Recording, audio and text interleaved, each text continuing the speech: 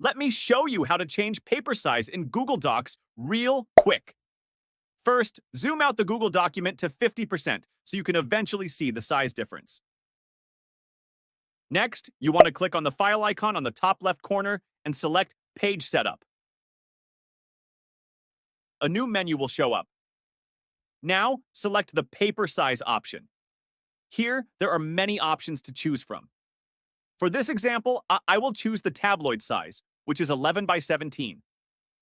Click on OK. Now, you will see that the size of the document has changed. I'm going to switch it back to the default letter size just so you're able to see the difference.